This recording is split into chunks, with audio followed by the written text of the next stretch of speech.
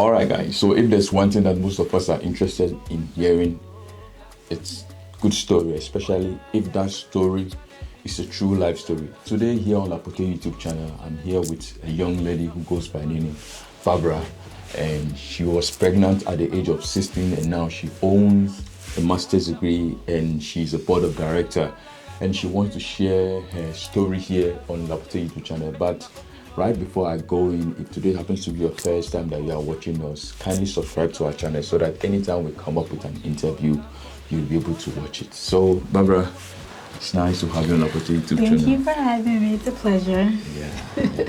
It's interesting, but right before you share your own story, let me just quickly drop in a story. I remember when I was in Africa, you know, I lived with my parents are like Christians and my dad is a pastor. And I think that's the day I was in junior high by then, and I went out with a friend, and I think we were playing basketball on the basketball court. I was holding my friend's wallet, and I saw something like a rubber inside. I didn't know what it was. I think it was a condom. My friend gave it to me, so I took it home, and because I was naive, I didn't know what it was, and I left it in my pocket. And my mom was washing, and she saw it, and when she saw it, like, she called me, like, "Huh, Junior, what is this?" I'm like, what is that? And then like it became the whole story. Everybody was talking about in the house that Junior is now using condom. I'm like, yeah, maybe if I knew what it was, I would definitely kept it somewhere nobody's seen. So that's to say, like, I know it's not easy when you have parents and you go through certain things and you have to deal with them and all that. But enough of me. I just want to know. So, pregnant at 16. First of all, I want you to tell us a little bit about you. Like, tell us a little about like growing up. What was growing up like? What's going on? So hello, Lapote viewers. Is that what you call your viewers? Yeah, Lapote viewers. So I'm Barbara. Yeah. I'm Barbara. So I grew up in Ghana. Oh, okay. I came to the United States with I have 4 brothers. So okay. I came here with 3 of my brothers because my older brother was already here at the age of 12. Okay. So I started middle school here, 6th grade. Sixth grade, and then all the way throughout college. Okay. Yeah, so, yeah, pretty much. Oh, okay. So I want to find out, how did you get pregnant at the age of 16? How did it happen? I think it's so funny when people ask me that question. I'm like, the first obvious question is like, duh, I was having sex, right? But but yes, I was having sex unprotectedly. That's how I got pregnant at the age of 16, and had my daughter at the age of 17. But I think the bigger question is that usually people ask is like, how did you feel, or how did your parents feel? But I'm pretty sure you're gonna get into all of that. So let the. I guess you are doing the interview for me now. Yeah, so. But so I got pregnant when I was a junior in high school. So I was 16. 5 or 6 months after I turned 16 is when I got pregnant. I was dating the guy at the time. He was 3 years older than me. You know, I thought it was love. You know, we met, we exchanged numbers, we spoke every day on the phone. So we met up, and I thought it was love. So, you know, we started having sex, and I didn't know like the consequences and stuff that came with having like premarital sex or just having sex without protection in general. So I was very naive in the whole thing, but yeah, that's what happened. The way you are talking about, you sound cool. I was 16, I was having sex. I don't know how it works over there when you come from, but I know in Ghana, when someone is in junior high, I mean, even senior high, I mean, someone expects you to be able to like finish at least senior high, which is secondary school, before you're going to engage in something else. So something like that, having sex. So I didn't know that up there in America, like it's okay for someone to be in junior high and be having sex and stuff like that. I wouldn't say that it's okay. So I'm not going to say that, but I feel like things happen. People are having sex, which I wouldn't condone that now at this age of mine, but people are having sex. I feel like, you know, where we come from, it's looked down against for you to have sex at such a young age. I don't even think I remember seeing people kiss when I was younger, right? But I think that it's not okay, but it's something that definitely people embrace in the United States. Like, you know, if you have get pregnant while you're still in school, you still get to finish school. Like they don't kick you out or anything like that. So I wouldn't say that it's cool, but it's embraced. It's nothing. It's not like out of the norm. It's nothing to be ashamed of. Pretty much, yeah. It's not nothing out of the norm that you like. It's happening. So is that to say having sex at the age of 16 in the United States is legal? I don't think they have a legal age when you're supposed to have sex.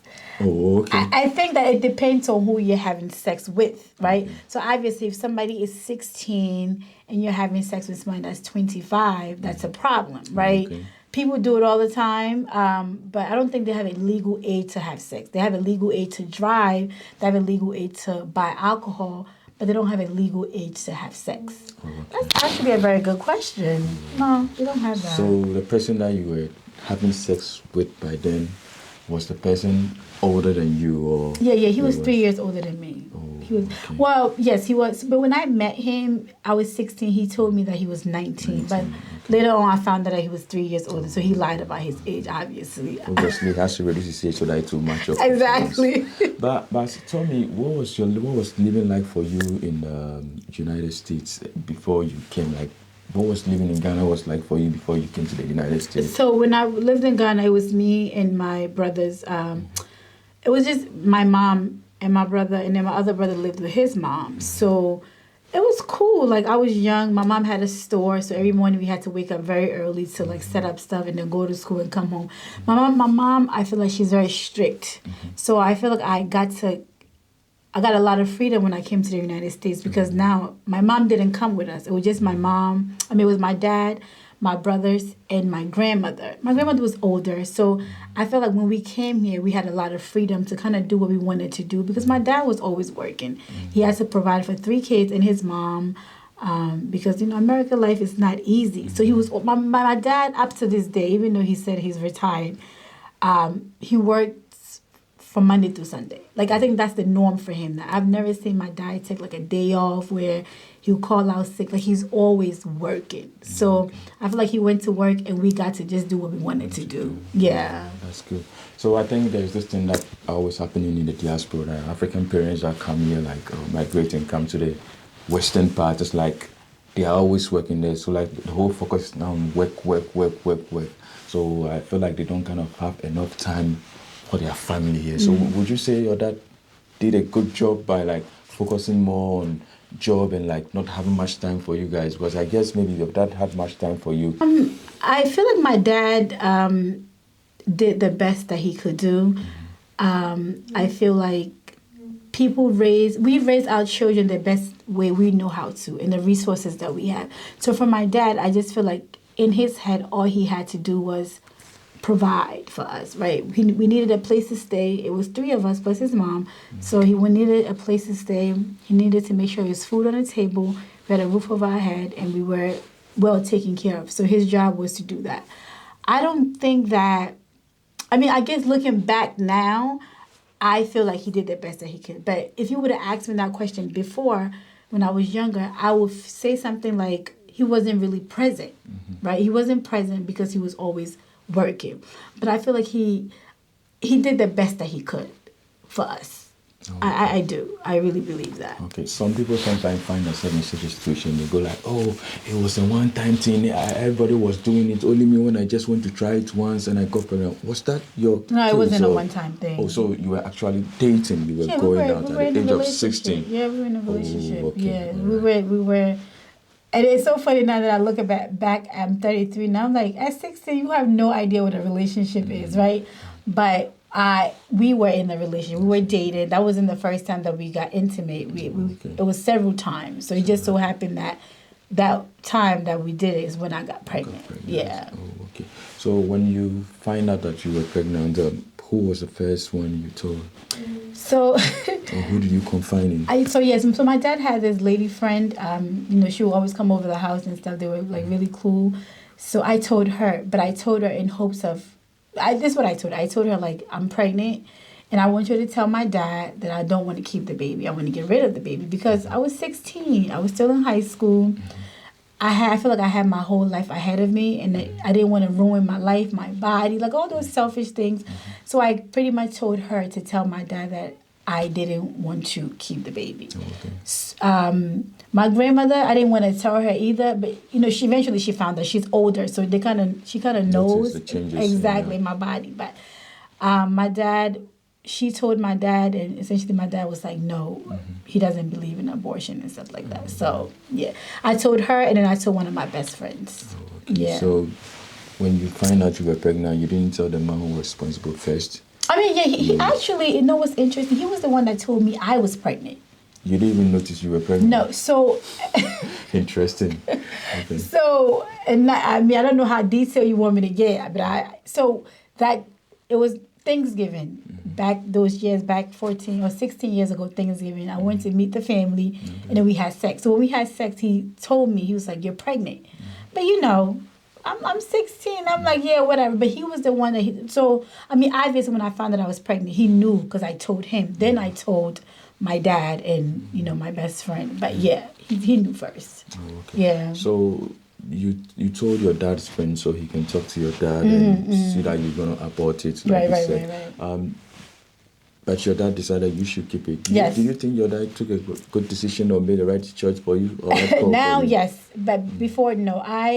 It was a long period of time when I didn't like my dad because I just felt like he was ruining my life because I felt like, how dare you tell me what to do with my body? Like, you're not the one that's pregnant. You don't have to be the one that's carrying the baby. So, but he said to me, no, you can't get rid of it. You have to keep it. And the reason why I actually even went to my dad is because I was 16. And my dad, Africans, the documents, like passport, or he had everything. Yeah. He had my medical insurance card. I wanted to get rid of it, but I needed the insurance card to do so.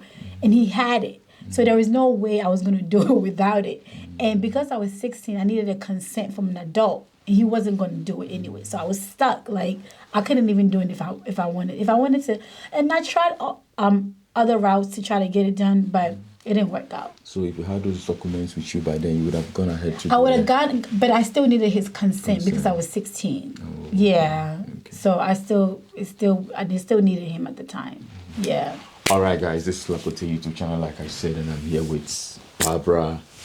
She was pregnant at the age of 16, and now she owned her master's, and she's a board of director in a, what is it again? I'm a social worker. She's a social worker, and she's the head of board of directors, and she's sharing her story. So, Barbara, still with you. So, I want to find out, how was it with your friends? How did your friends handle the whole thing when they noticed that you were pregnant?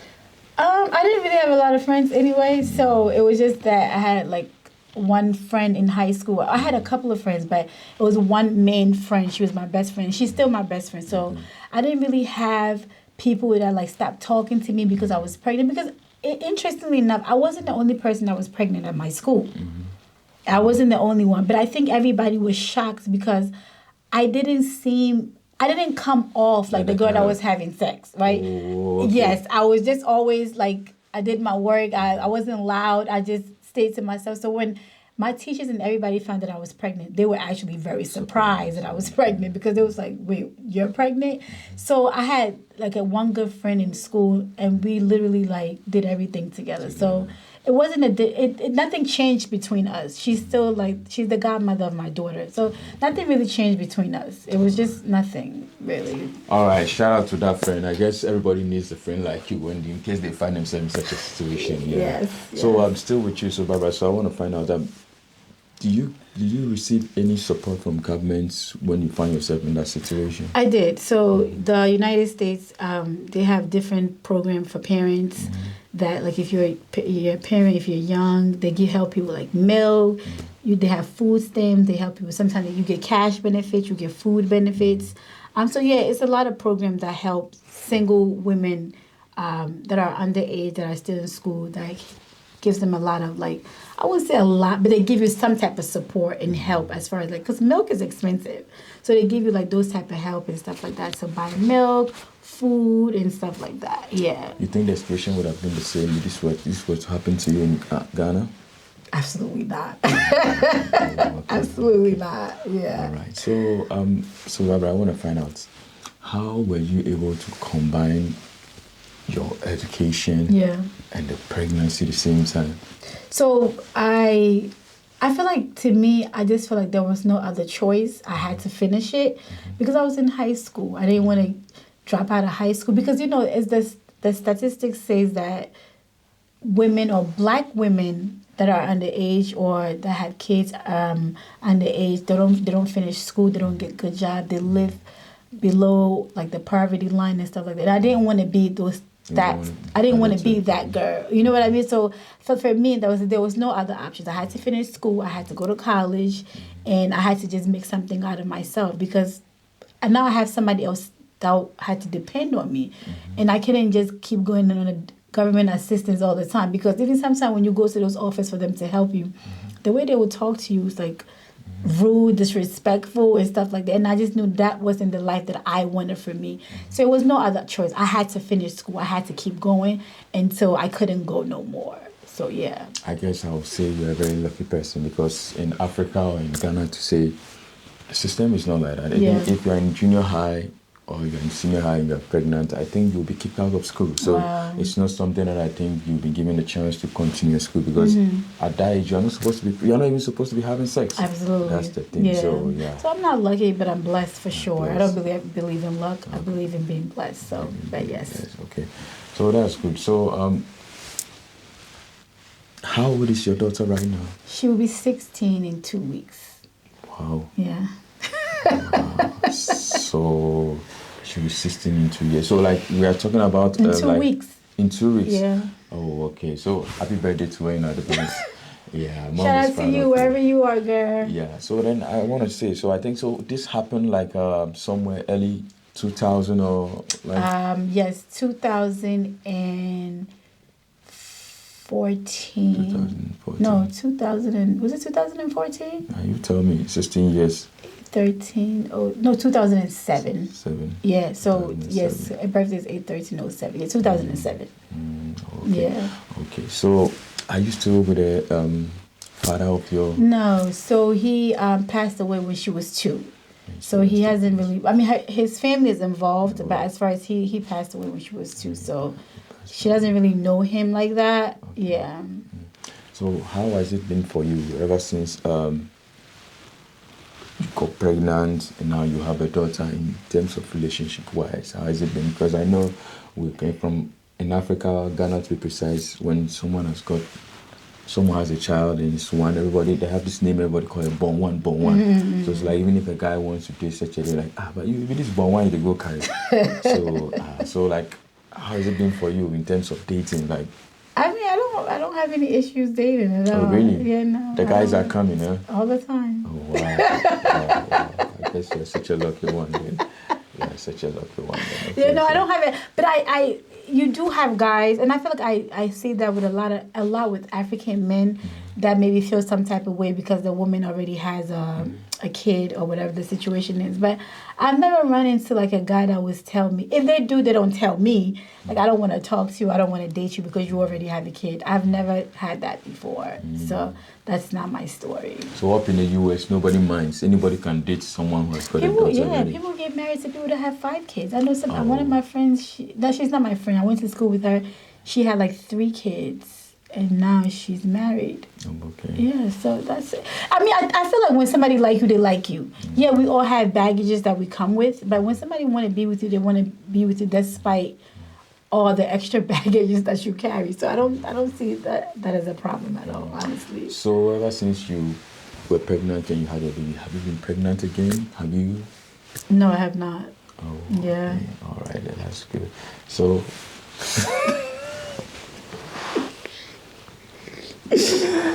What? All right, guys. All right. Why you find that so interesting? That's funny. Because that's a funny question. No, I haven't. No, I haven't. I'm waiting to get married so I can have more kids. Oh, okay. Yeah, this time around we're not gonna do it the other way. We're gonna wait till we get married first. Okay, so what have your dating life been like? I think that's a whole nother conversation because I had my daughter then at 25. I became born again, so my views on relationship and things like that changed. So I feel like I'm very, I don't want to say picky, but I'm I'm very selective in the type of guys that I want, because now it's just not me. I have somebody else that have to live with me, so I can't just bring any and everybody around. So I'm very selective, but dating so far is going well. When you say selective, what do you mean? I mean, obviously, somebody that has the same morals, the same values as you. You don't just pick because the person look good, or the person is tall, or the person has money, or whatever the situation. But you're going to be with somebody that's honest, that has the same morals, the same values as you. So I'm selective in that way, is what I mean. Yeah. All right, guys. Like I said, we're still here on the YouTube channel. And Barbara is here. She's telling her story. She was pregnant at the age of 16, and now she's got a daughter who is at the same age like her. She's saying when it comes to men, she's still picky and selective. I'm selective. She doesn't just go in for anybody. Even though we know in Ghana, like by now, everybody's saying she's born. US is not like that. People date people with 2 kids, 10 kids, 5 kids. It doesn't matter so far as the love is there. Yeah, so Barbara, still with you. So I want to find out, now that you have a daughter that is at the same age that you were when you were pregnant, what will you say in case she comes home and she's pregnant with someone? Well, God forbid, that's number one. Okay. But I think that, not that I think, I know that if that was to ever happen, which I hope that it never does, the same grace that my dad extended me will be the same grace. Because, when I told my dad that I was pregnant, he didn't yell, he didn't kick me out. It wasn't like this big drama in my house. It was, the only thing that he said to me is that I'm disappointed in you. And I feel like that hurt, if anything, that hurt me more than anything. So the same grace that my dad extended towards me is like, I'm going to be there to help you and to support you. I really hope that would never be her story, because it's not easy. Although I had all the support that I needed, I feel like I still didn't get to do some of the things that I wanted to do. Like, yeah, I finished college and I got my master's and everything. But, when I was growing up, I wanted to stay on campus and live that campus life. And I never got the chance to do any of that because I had to come home and take care of her. So to answer your question, the same grace that, God extends us, or the same grace that my dad extended to me, will be the same grace. Because what good would it be for me to say, I'm kicking you out of the house? You already have a lot on your shoulders anyway, so me kicking you out of the house is not going to do anything. I feel like sometimes when parents do that, it's because they're ashamed. They're ashamed of what you did, and they feel like they're ashamed that you're going to bring to the family, right? You know what I mean? So that's why usually parents do that, to teach you a lesson, whatever the reason is. But for me, I will always extend the grace that my dad extended to me, to my daughter. For sure. So let's just say, in case your daughter comes home and she's pregnant, will you consider her to be something like a curse? Because since you were pregnant at the same age and she's also get pregnant at the same age, will you consider it something like a curse or family curse or something? I do believe in generational curses. I do believe in that. And that's a whole nother story. I mean, that's a whole nother topic as well, too. But yeah, and I feel like I failed in as a mom, right? Because I feel like she has seen me do my worst. We talk. I have a very open relationship with my daughter. So I'm able to tell her the things that I went through with her dad and the things that I've been through as a young woman. So I would feel like a little part of me failed being her mom, or maybe I feel like I didn't teach her the right way. But I also have to realize that you can be the best mom you can be, right? I feel like my dad was the best dad he can be, and sometimes people still go astray. So although I feel like I failed, I still have to comfort myself in knowing that I did the best that I could for her. And if that happened, then you did your best. Yeah, that's all you could do, is do your best. Right. That's good. Thanks for sharing. So I want to find out something. Sure.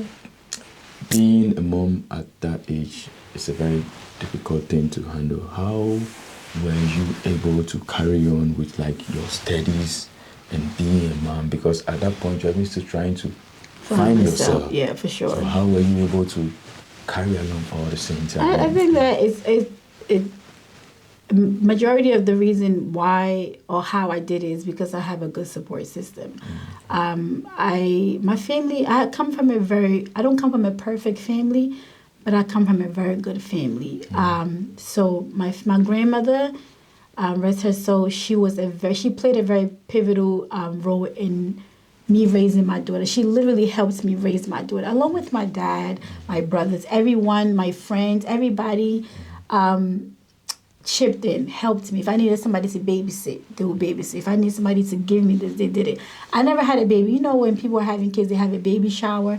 I never had that because everything that I really needed, my family provided that for me. Okay. So I think that is because I have a strong support system. I had it then and I still have it now. Like now it's through my church, the friends that I made through church. So I have a very, very good, like, you know how they say it takes a village to raise a child?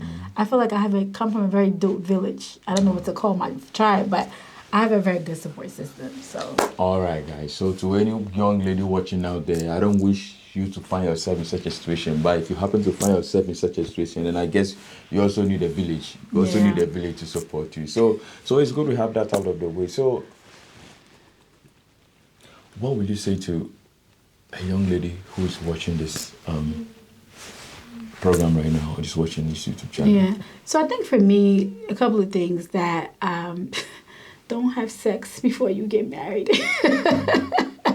That's a whole another conversation. But the other thing that I want to say is that never give up, right? We know when people say the sky is the limit, people say that and it seems like it's such a cliche thing to do, but just because you feel like something doesn't mean that you stop there. You have to keep going because once God got you, like, it's nothing else that you can't do, right? So, yeah, we all make mistakes. I'm pretty sure you've made mistakes in your past. Some people mistakes are more evident than other people, right? Somebody probably just got pregnant, got rid of the baby, so you wouldn't see what the residual effects are. But some people decided to keep their baby, and now they have to struggle through it. But never give up. Like, whatever you say that you're going to do, it's going to be a little harder, right?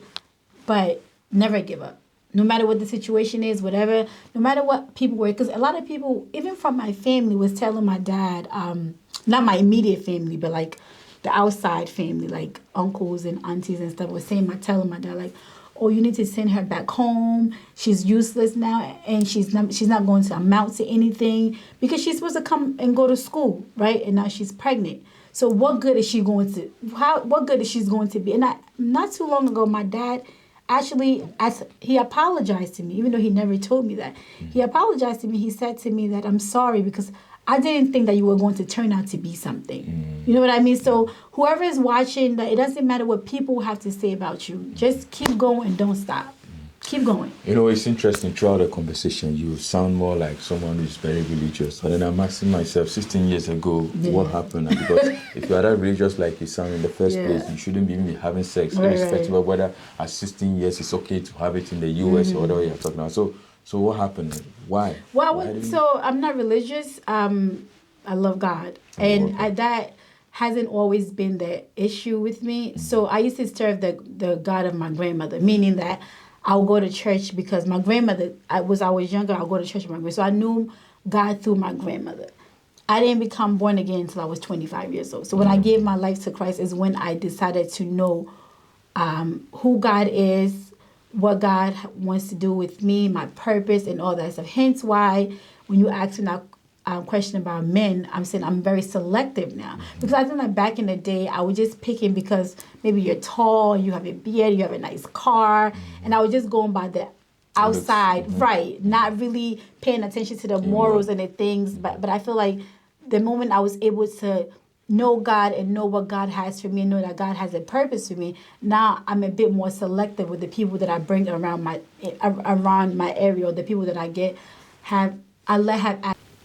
Why did you decide to share your story? We live in a community or we live in a world right now where people are being stigmatized, stereotyped, and all sort of things when they decide to come out and share what is within them or their life story. So why do you decide to share this story? Because I just feel like you never know who needs a little motivation to keep going. You know what I mean? You never know who needs to... Because I feel like this generation here, like even when you look on social media and stuff, like everybody seems like they got it together. Everybody seems like their life is so perfect. They got it together. But you don't know who is that person that maybe they feel like they can't keep going. Like this is it. Their end with is done, is over. So whoever that person is to you is like, don't stop, keep going. Because I feel like human beings tend to focus on the mistakes that we make a lot. But, you know, God is a God of first, second, third, fourth, sometimes 10 chances for us to get it together. So I decided to share it because, like, don't stop. Just keep going. God got you. And just don't never give up. Whatever you said you want to do, you can do it. And just put God in the center of everything and you'll be okay.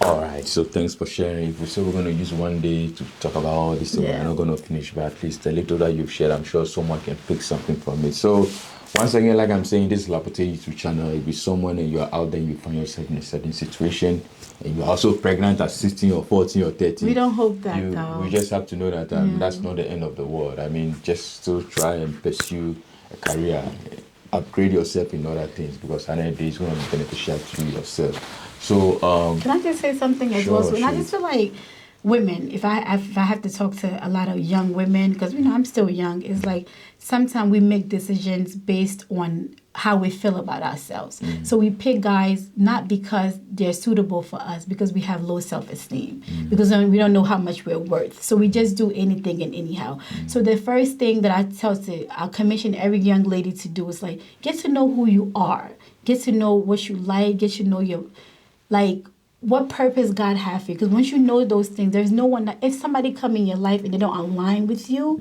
then you know to let the person go. It's so much that I want to say, but I know you're out of time. But it's like, next time when you bring me, it's a lot more to say. But yes, get to know who you are. All right, guys. So you heard it though. There's a lot more she wants to say, but at this moment, we want to bring this interview to an end. Probably next time, when you guys really like this interview, I see your comments, likes, flowing and stuff. And I know you really want me to bring Barbara back to Lapote YouTube channel. She's going to come and share more. So, like I said, once again, I'm bringing this interview to an end. Thanks for watching. Have a nice time. Bye-bye. Bye-bye.